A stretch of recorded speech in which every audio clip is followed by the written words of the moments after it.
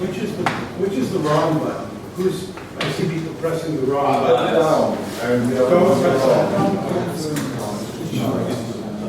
Yeah, The red one is don't press that. This is down. yeah, That's counterintuitive. I see it. So scrolling down the page. And this is the panic button. Where it cancels the talk. Exactly, that's intelligence. Okay, welcome back everyone for the first talk of the day. On time. On time, yes, very good. So it's a pleasure to introduce, I don't think it needs introduction, Steve Lowry. So who will talk about algebraic and type theory. Thanks,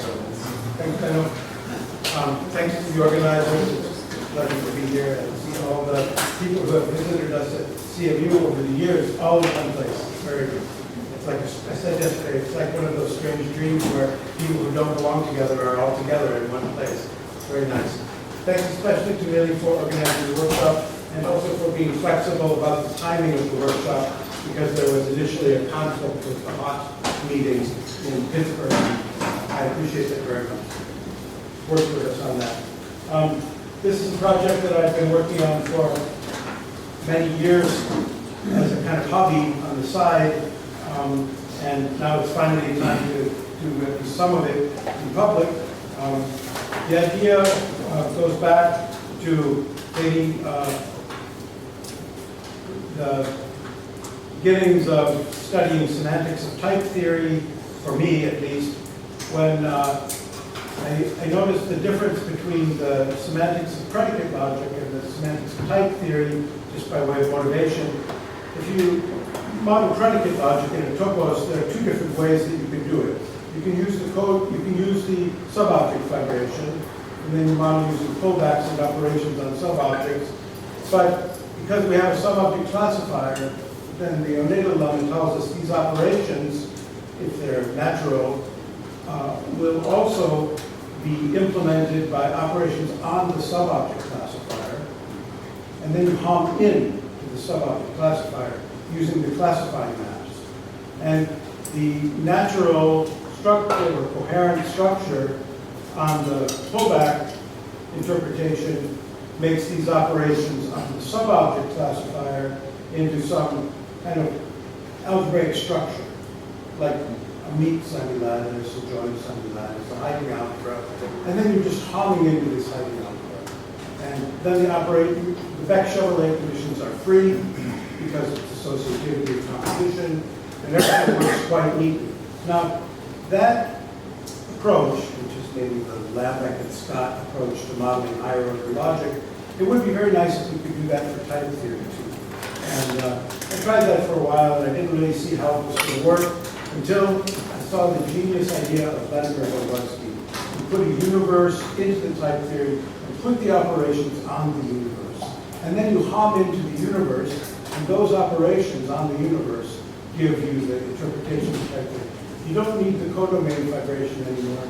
You don't have any problems with pullback stability or Beck-Chevrolet because everything is happening one time in a universal case on the universe, and you're homming into it. So now the task becomes, how do we lift the operations from the codomain vibration, which are only coherent by isomorphism, onto the universe into a kind of algebraic structure on the universe. And what is the algebraic structure that we're homming into in order to get the interpretation of type theory? So, sorry, that's a little obscure, but I think the experts know what I'm talking about, and those of you who don't will see it in the talk. Okay, so that's the setup. So the question is kind of, what are the algebraic operations on the universe? And then, as a second question is, how do we lift the operations from the codomain vibration or whatever onto the universe in a way that is coherent? And that's the second part of the talk. We'll see if I get that. I don't know. So the beginning is this idea of natural models, which I have in a paper from about 10 years ago now. Let me just review this definition because I'm going to use it as the motivation for this algebraic structure. So a model of, natural model is a kind of functorial reformulation of the idea of a category with families. Here's the definition. I have a category, a base index category, two pre-sheaves over the category, a natural transformation between the pre-sheaves, and the natural transformation is required to satisfy this condition called representability. And briefly what it says is that if I have any map into the codomain of the natural transformation from a representable, then when I look at the fiber of this map over that element, then that map itself is representable in the sense of being in the image of the Awodey head. So briefly, all the fibers of this natural transformation over elements are themselves representable elements. That's the definition. Now, as I said, this is equivalent, and it's really strictly equivalent to the notion of a category with families. The category C is the category of contexts. The pre-sheaf of T is the pre-sheaf of types in context. T tilde is the pre-sheaf of terms in context. And the typing of the terms is given by this indexing little t. So if I have a type in context C, that's an element of capital T. And if I have a term in context C, that's an element of T tilde, and T tilde mapping to T by this natural transformation tells me that the type of the term little a is big A, and the naturality of the transformation is exactly the preservation of typing under substitution. So if little a has type big A, and I substitute into the context, then the substitution of little a will also have the type of the substitution of big A. So that captures the whole idea of a category with families, except for context extension, and that's exactly what the representability gives me. If I have a type in context C, then I can extend the context by that type, and that's C dot A, and that's now again in the category of contexts. And there's a substitution from C dot A to A, and the pullback square tells me that I have a term of type A indexed along the substitution. That's the weakening law in the type theory. This Q is the notation from the paper on category of families by Peter de Bier, and this is a precise back and forth equivalence between the notion of a category of families and the notion of a natural model. Now, what about the type formers, sigma, pi, and so on? In the natural models theory there, what we show is that the type formers, unit type, sigma type, and pi type, are modeled exactly by certain pullback diagrams. Here they are. And now I have to tell you what these structures are. I'm going to tell you that in a minute. This one you know. And then if you have a pullback square like this, then the associated category with families models those type formers. And this is the structure that I'm going to abstract now, and I'm going to call it a Martin-Left algebra. And what I have kind of in the back of my mind is the theory of Zermelo-Fraenkel algebras from Joyal and Warnick's algebraic set theory. And this is going to be a gadget which models Martin-Left type theory. It has these structures. So let me tell you what those, I need to tell you what T upper 2 and T lower 2 are.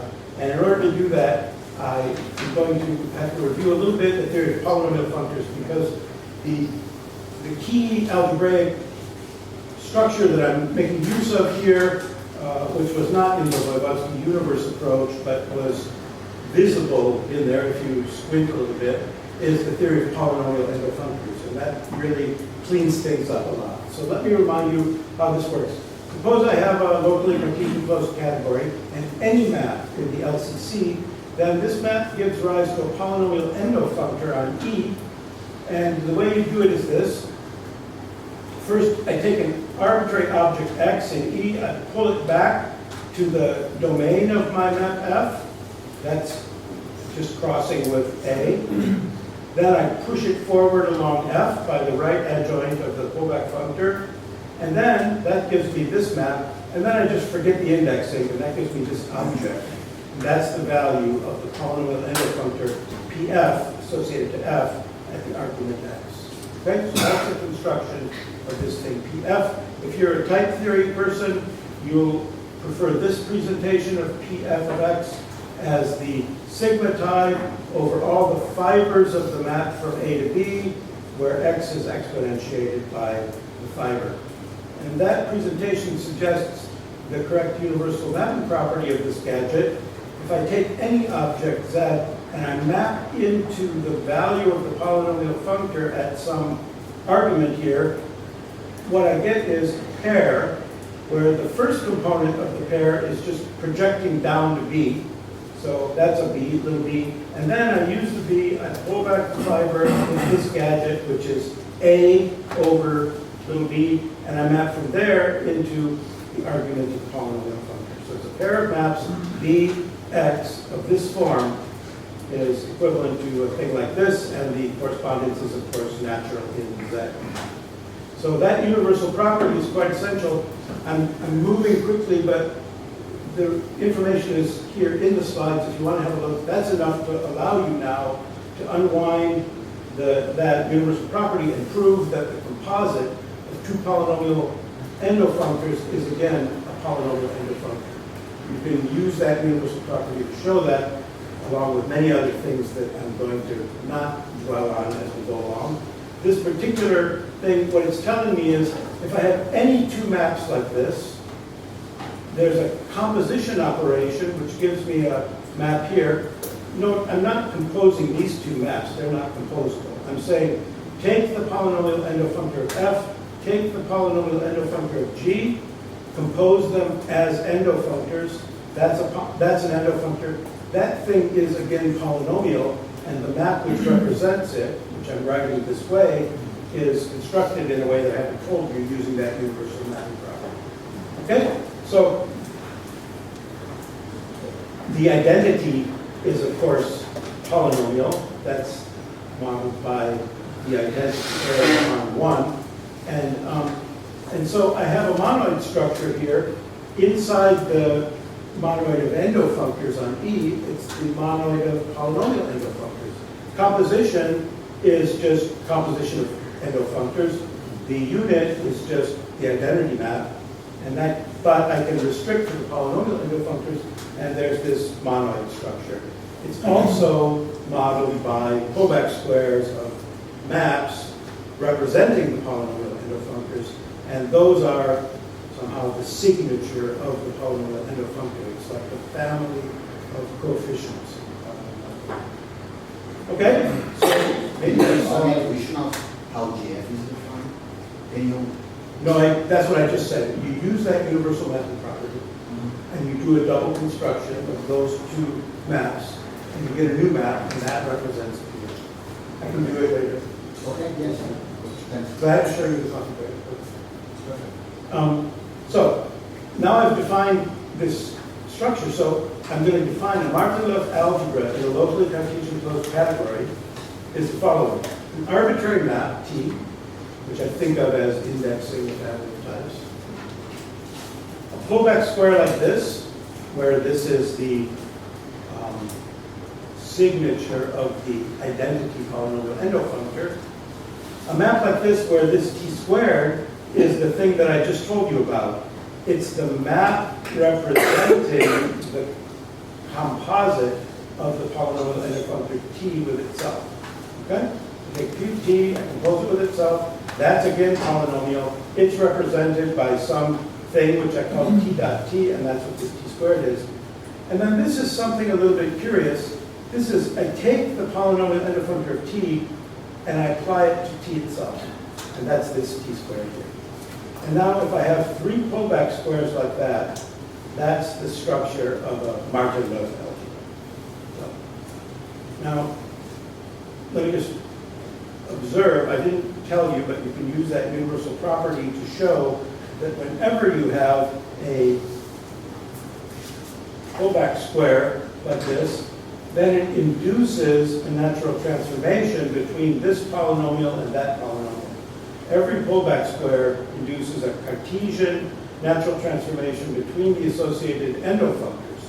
And so this structure of pullback squares represents or induces three natural transformations, namely this one from the identity, which I'm calling the unit, this one from the square of t with itself, which I'm calling the multiplication, and this one which I'm calling a closure, and it's an algebra structure for t on the signature. So that's the structure of a Markov algebra. This is just kind of under the hood. That structure that I showed you is inducing this polynomial monad structure with a closure operation. Those first two conditions by themselves, without the algebra, I'm going to call it dominance, just to have a word for it. But of course, it is related to Pino's notion of a dominance. And in the case where the natural model is the subobject classifier or a related thing, it is exactly the dominance. So that's a generalization, maybe a proof-relevant notion of a dominance. Okay, and then there's a closure for the dominance. So that's the structure, and now the rest of the talk basically is some examples of this.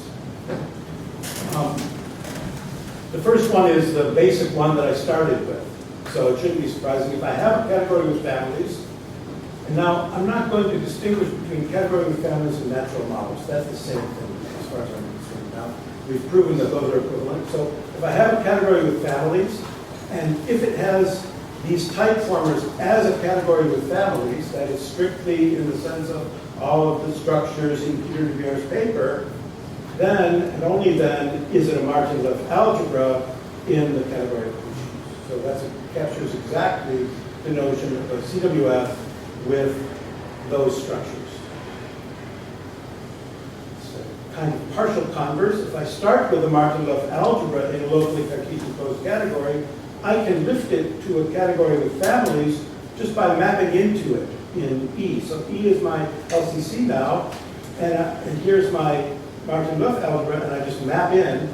That gives me a gadget here, which is representable. Here you can see that it's representable, and therefore it's a category with families, and now it will have the structure of a Martin-Leff algebra in pre-sheaves, and so the result is a Martin-Leff algebra, which then satisfies the CWF laws, and the proof is here. You check that the Oneida embedding preserves Martin-Leff algebras, and then you use this stack to show that this representable thing is a Martin-Leff algebra, and therefore a category with families with this structure. So we've kind of gone back and forth now. Here's another example. There we are. What about the theory of clans as formulated by André Joyal? Of course, this is closely related to the notion of a display map category, or a category with vibrations, or a Pullen model structure, or weak factorization system. How do we relate those things to these Martin-Leff algebras and to models of type theory? So let me start in one direction. Suppose I have a natural model in a pre-sheaf category, so it's a category with families. Then from the category with families, I can define a display map structure on the index category C just by saying the display maps are exactly the pullbacks of the natural model over the representables. Because this is a representable natural transformation if it's a natural model, and so all of its pullbacks over representables are representable, and that gives me a family of maps down in C, and that's my display map category. Okay?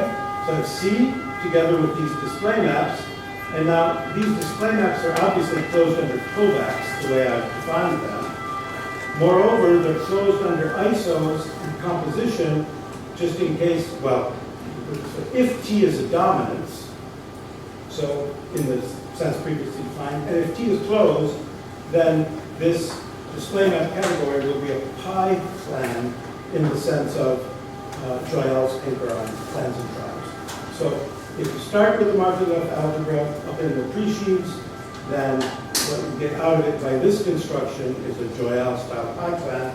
Of course, we'd like to go the other way now, and indeed we can do that. So if I start with a pi plan structure, for example, pull a model structure which is right proper, then the fibrations will form such a pi plan.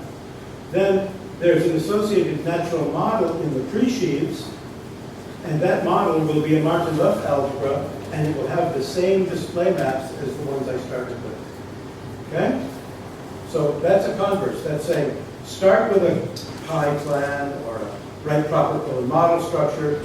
Out of that, you build a Martin-Luff algebra in the pre-sheaves, which models exactly the sigma and the pi and so on.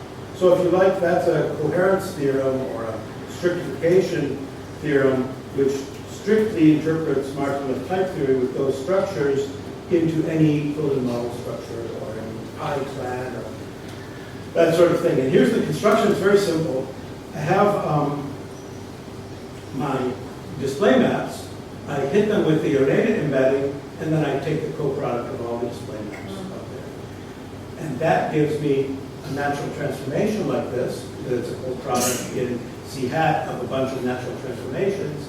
And that natural transformation is going to be a representable natural transformation, and it will model if the original thing was a pi plan, this will be a Martin-Luff algebra, so it will model the full CWF structure. This is, I'll get to this in a minute. Okay, so that's the converse. And in fact, there's a junction going back and forth here between plans and these natural models. The left adjoint is that co-product construction that I just showed you. The right adjoint is that category with display maps arising from a CWF or natural model that I showed you on the slide before that. Those two constructions are adjoint to each other. This is the one that I think Thomas will call the left splitting of the associated fibration. If this is given by a display map category, then this is the left splitting of the display map category. So there's a junction, and a little footnote here means that's something you can ask me about later if you want more details. I have a couple more slides about that. Okay, so here are some more concrete examples rather than the abstract general ones. Here's a nice one, the finite sets. In the category of sets, so these are examples now not of natural models or CWFs, but examples of Martin-Luff algebras, which is a more general notion. So here's a Martin-Luff algebra. I just take the family over natural numbers of all of the cardinals over each of the indices here. So that's this I guess should be 2. Anyway, so that's the family of all cardinal numbers, finite cardinal numbers. What's the associated polynomial endofunctor? Well, it's just this power series. I take any x, and then I take all of its powers and sum them all up. So that's the associated polynomial endofunctor of that map. Maybe that gives you a little bit more intuition for this association between a family of sets or types or something and the associated polynomial endofunctor. And what's the Martin-Luff algebra structure now? The unit is just the insertion of the coproduct here into the second term. That's the unit. The multiplication looks like this. You have to unwind first what is this thing, and if you unwind it, it's this p lower 2, and you'll see what this structure. And so for each n, I have to give you a map like this. So for this particular n, what's the map going to be? It's going to take n tuples to something, and it's just going to be their sum. So if you work that out, you'll see that that is indeed a Kovac square, and therefore a sigma type interpretation. And what is the closure? I'll leave that as an exercise. You can guess what it's going to be. If we specialize this to the case not of n, but just of 2 elements, namely the Booleans, we have down here 2, and then in the fiber we have either empty or 1, so that's this thing. So it's just like the previous case, except for in this smaller base. The polynomial endofunctor now is something familiar. It's this lifting monad, if you like. We know that that's a monad on set. And it's exactly the same thing here. The unit is the coproduct inclusion. The multiplication, if you work it out from the previous thing, is this with the codiagonal on 1 here. And then the closure, in this case, you can see what it is by using the fact that this is the sub-object classifier in the set, and this is a monomorphism, and so there's a whole F squared here, which is the closure operator. So that's another example. We can generalize that now in a pretty straightforward way, right? We did it for 2, we did it for n, now do it for any cardinal alpha. Same construction. Take a cardinal, put the cardinal in the base, put the individual cardinal numbers up in the fibers. That's going to be a margin of algebraic set, just in case alpha is big enough to be closed under the expected operations. And then finally, here's another nice example. It's the syntactic one from a dependent type theory. Of course, the dependent type theory gives rise to a CWF. That's the whole point of CWFs, right? And CWFs are equivalent to natural models, and the structure of sigma, pi, and unit, I've already shown you, is equivalent in that case to the Martin-Left algebra structure, and so this thing is the initial Martin-Left algebra. The syntax of the Martin-Left type theory gives us the initial, which is what we expect. Okay, so now, here's another nice one. The Hoffman-Streicher universe in Pre-Sheaves. Let's look at that. If I take a cardinal number, then for any category C, I can build a Hoffman-Streicher universe of that size in C, and here's how it's going to go. Remember the usual description of a Hoffman-Streicher universe has a kind of category with family style. You have a certain pre-sheaf U, which I'll tell you about in a moment, and it takes values in these small sets. It's on C. And then, because it's a pre-sheaf, you slice the category of pre-sheaves over U, and then there's a family over that, which is a pre-sheaf on the category of elements, and that's called E. And the usual presentation of a Hoffman-Streicher universe is in terms of these two structures. It's a pre-sheaf and then a family of things, which is another pre-sheaf over the category of elements. Now, if we turn this CWF into the natural model style thing, it's an object U, which is this guy. I should put an alpha here. That's the same as this. And then a family over it, so that is a thing in the slice category, and this is then constructed from this E. So that's the natural model style of this presentation. And now I claim that this thing is a Martin-Left algebra for suitable alpha. Now, Thomas already knows that, but I have a slick proof of it, which I want to show you. That's why I'm doing it. So here's the proof. It follows from these 3 simple facts. First step is this. I'm going to reformulate the Hoffman-Streicher universe construction in a way that Thomas also already knows, and that is, you take the category here of pre-sheaves on C, you take cat, and you take the Grothendieck construction, which takes a pre-sheaf and turns it into a category of elements. That is a functor, and it has a right adjoint. And the right adjoint, which I'm calling the nerve, is exactly, well, it's the nerve with respect to the covariant slice category from C into cat. And now, there is, in cat, there is a discrete vibration classifier. So if I have a bound, a cardinal bound like this category of sets, small sets, and small pointed sets is the discrete vibration classifier in the following sense. If I have a discrete vibration over C, there's an associated pre-sheaf on C. Here it is. It's a pre-sheaf because I've got an up over there. And I pull this classifier back, and that gives me my D up to isomorphism. And that's exactly the category of elements here of this pre-sheaf. I take this pre-sheaf, I take its category of elements, it projects down to C, and up to isomorphism. That's the discrete vibration I started with. So this thing classifies discrete vibrations. Now, let's hit this thing with this nerve functor, and that will be the Hoffman-Streicher universe. So the Hoffman-Streicher universe that I showed you before can be described in this way. Take the discrete vibration classifier, which is just this, and then hit it with a nerve, and that gives you the Hoffman-Streicher universe. So that's step one. Step two, the nerve functor in general preserves Markov algebras. Just prove that flat out. Finally, this thing is a Martin-Left algebra, and this is just like the examples that we already saw. I showed you take a broken deep universe, take the Booleans, take the natural numbers. That gives you a Martin-Left algebra. This thing, for the same reason, is a Martin-Left algebra. For a suitable alpha closed under the operations, right? So indeed, you combine those three steps, and you get the fact that this Hoffman-Streicher universe in the category of pre-sheaves is always a Martin-Left algebra, and therefore a model of Martin-Left type theory for any suitable alpha.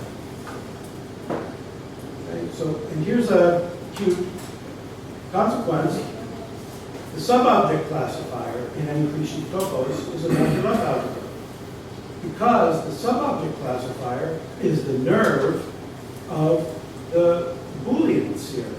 The Booleans, as a subobject classifier in the set, form a Martin-Left algebra. Hit it with a nerve, and that's exactly the subobject classifier. So that kind of surprised me. You have to work that out, but it is. The nerve of this guy is the subobject classifier in C hat, and therefore a Martin-Left algebra up in C hat. And so it represents a type theory in C hat that you get by homming into it. It has sigmas and pi's and unit type. What type theory is that? Well, it's just predicate logic. It's the type theory of predicate logic, monomorphisms, the subobject vibration, the one that I started with when I said in subobjects you have a classifier and you can hom in. I would like to generalize that to type theory with a classifier and hom in, so here it is. This is exactly the thing that we already know from topos theory represented in this setting as a Martin-Left. Okay, so that was that. Now, I've made it through in a good amount of time so I can unwind that footnote a little bit and give you a little more detail about that junction between the display map categories and the class. So here was the junction that I was talking about. I start with, so I'm going to factor it out a little bit. And there are two issues here. One is that strictly the definition of a clan is a display map category, but the display maps are closed under composition. So that's something I have to deal with. And that's what I'm going to be concerned with. The other thing is, if you look at the definition of a clan, all of the objects in the clan have a map to the terminal object, which is display. In the sense of category with families, it's a kind of democracy principle. And that is something I'm going to let slip under the table a little bit here. You have to keep track of that if you want to do things more strictly. But what I'm interested here is the closure under composition. So if I have a clan, and I think this is supposed to mean display categories with display maps. A clan is a special kind of display map category, and now I apply that left adjoint splitting to get a natural model. Then the way that I come back is I take the natural model, I take all of the things classified, that's a display map category again, and same here, that's the right adjoint, and now the issue here is the closure under composition of the display maps, and if I start with an arbitrary natural model, the result will be a display map category, but it will not necessarily be a clan, because the maps in the natural model don't have to compose up. That's the sigma type constructor. And so what I can do is I can take this natural model and complete it by freely adjoining sigma types. That I'm calling here natural dominance. That's the dominance condition. And really, if I take a clan and I go once around like this, that will factor through the dominances because the maps are our proposal. And then coming back, we have to do a, yeah. So disjunction factors like this, where this L star is a construction that you do in order to get that sigma type operation on the natural model. It's a kind of coherence condition. The natural model, in order to actually have a coherent sigma law, you have to get the cofibrant replacement, and there you can find this one. So here's the construction, and it's a familiar one, I think. Suppose I have a natural model. I want to freely add a dominance structure to it. Remember, a dominance is a monoid structure, and now I'm being a little slippery here. I'm saying monoid structure. It's not a monoid because I'm not asking for the monoid equations to hold. I'm just asking for the structure, a composition law, and a unit. So, and to say freely, I mean a universal map from T into some other U, where the U has a monoid structure like this, and the whole thing is in the category of endofunctors, and in fact polynomial endofunctors. So this is a diagram in endofunctors on C hat, if my natural model is a CWF, with category of context C, and T is an object in C hat, and now, well, it's actually an object in the arrow category of C hat, and now I want to have a universal map into a dominance. And how do I do that? Well, now we use the domain theory here. We solve this domain equation. This is going to be familiar to the domain theory people from the theory of functional programming. You have a domain, the way of completing a thing like this into a monoid is by solving a domain equation. So let's do that. We're working now in the category of polynomial endofunctors on C hat. You mean a type equation, not a domain equation. I should have put that in scare quotes, but once I had it blue and underlined, then the scare quotes were true. So, I mean, yeah, this whole thing is kind of scare quotes here, the idea of the domain equation. Okay. I'm going to find a universal solution to this problem. That's the idea. Yeah. I mean, this whole idea of solving a domain equation is a kind of heuristic, yeah? So, but thanks for pointing it out, because the other people don't know our shorthand, which is that this is a heuristic for finding a universal thing that satisfies the condition. So how do you do that? Well, it's kind of cute. It's a standard construction. You make a colimit of a certain sequence, and the sequence is this. I built this kind of affine translation of T by saying, take the endofunctor T and build a new endofunctor now by saying T times X plus 1. And that's my A sub T of X as a new endofunctor in the category of it's polynomial endofunctor. You can see that it's polynomial, right? And then I take that thing, I hit 0, and I keep iterating and so on, and then I take a colimit of that sequence. And the colimit of that sequence is the following. I'm going to call it T star. I take 1, I take T, I take T squared, T cubed, and so on, and take the full product of all these guys. So there it is. And if you do that, you can check that that colimit is going to be the universal solution to this problem. And then I will define my L star, which is my completion under sigma types, to be the previous L that I showed you, and then I star it. And that will be my free completion under sigma types of that thing. Now, there's a question here that you should ask yourself, why does this sequence have a colimit? And the answer to that is this. Actually, there are two things here.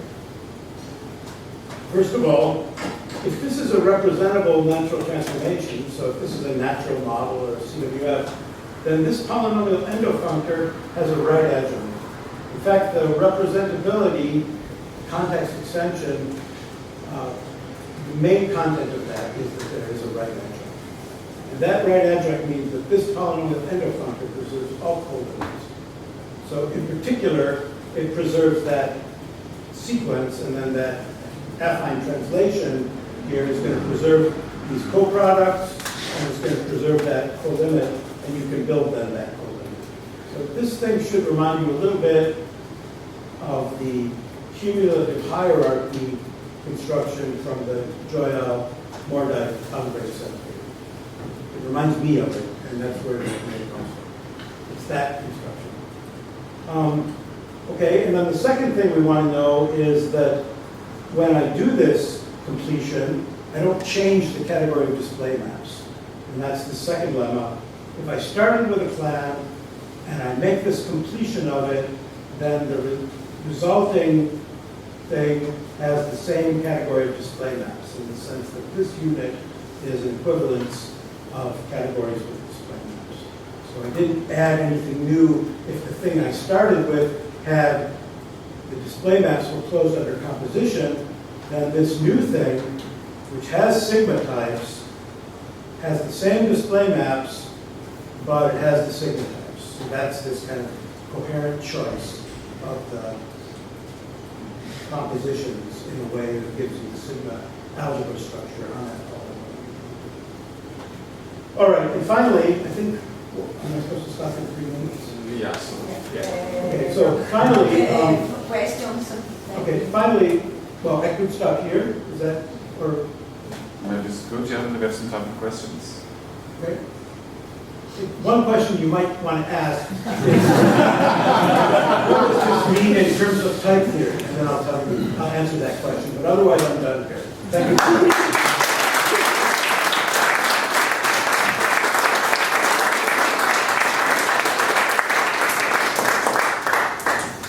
I have 2 questions. Yeah, thank you. Yes, what is the meaning of this in terms of type? Very good, Fino, very good, very good. And then the second one also. Thank you very much, because this was really very pleasant. I would like to talk to you while we take the photo about this final lemma, because this is a bit surprising. Yeah. And but have you seen also coming up instances where you might want to invoke the use of a topology on this tree sheets? It Yeah. might be useful to present your, well, some examples. Yeah, that's a good question. It would be good to have some more structure on the Martin-Liff algebra corresponding to, for example, extensional identity types or intentional identity types. The extensional identity types are easy to handle. I can show you that simply, but the intentional identity type is, of course, a challenge. That's always the tricky business.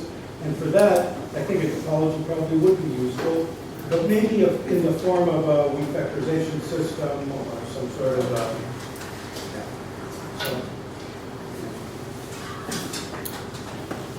Jenny? So I actually have a question and a comment. So the last construction is a discussion of the domain theory equation. Maybe you can just simplify to saying that essentially what you're doing is constructing an initial algebra for this particular functor, Yes. which itself is finite because it's a finite Yeah. polynomial. So actually you get that automatically as an initial algebra. Yeah. Since the Well, functor it's category, the functor category inherits coordinates, right?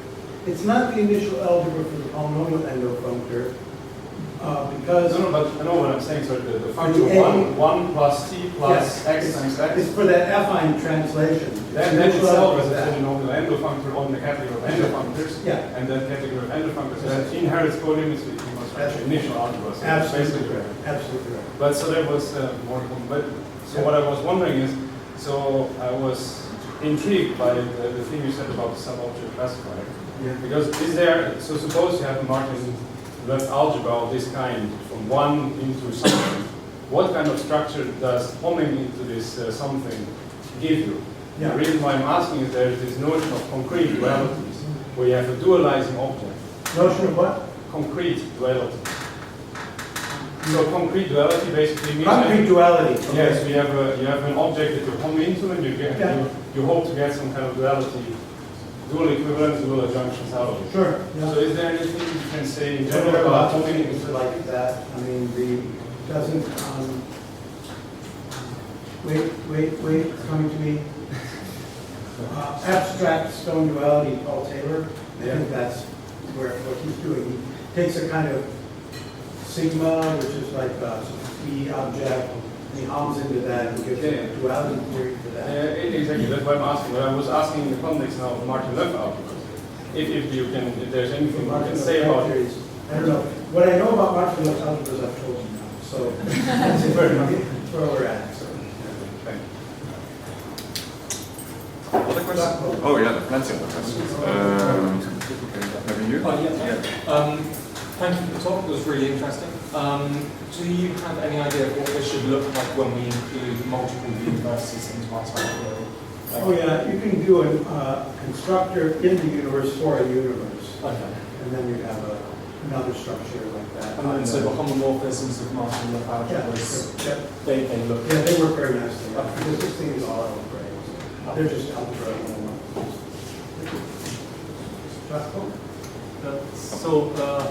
I'm under the impression that these ML algebras inside the locally particular categories are like an algebraic version of presentation of a dependent type theory inside the logical framework.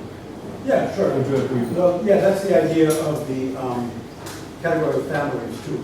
Yeah, but the problem with that is the presentation of Martin Löf type theory inside the logical framework, at least for me, is a type theorist's explanation of the semantics of type theory into another type theory. Yeah. So I would like to understand it functorially or even better algebraically so that I can do some constructions on these things that I'm familiar with from other places. Yeah. But you can't do on type theories if you think of them as type theories. Yeah, and actually I think you gain something because an LCCC is not strictly speaking a model of a type theory. Right? Right, so this is a kind of coherence law or strictification or something like that, which turns the LCC into an algebraic adject that you can then do further constructions with. Yeah. Thank you. Okay. The chair, the meta chair is at open. Say again? We have 1 minute or two. 1 2 minutes? Okay, final question. Thomas has a question. Thomas. Thomas, you should ask. Yeah, I think this talk is finished. It's a remark and not a question, but this freely adding sums reminds me of what people did in a more pedestrian way quite some years ago, namely taking a display map category and organizing it into a contextual category. Yeah, it's very much like that. Oh, in fact, that's what these slides are, is what is that freely adding sums? If you do it stepwise, what does each step classify? Each of these iterates, right? I iterate it like this. It's a tree which you build up by height. Here's what it classifies. Each of these things classifies strings of display maps, which are just contexts, right? And then what is the initial algebra classifies all the contexts, finite strings, and so this T star is the theory of context, as you just said. And the theory of context is regarded as a new CWF is the freely adding of signatons. So right on the money. Thank you.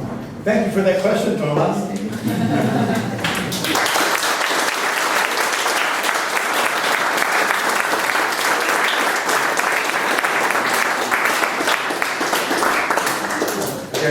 So now we go to take a picture. Okay. Thanks.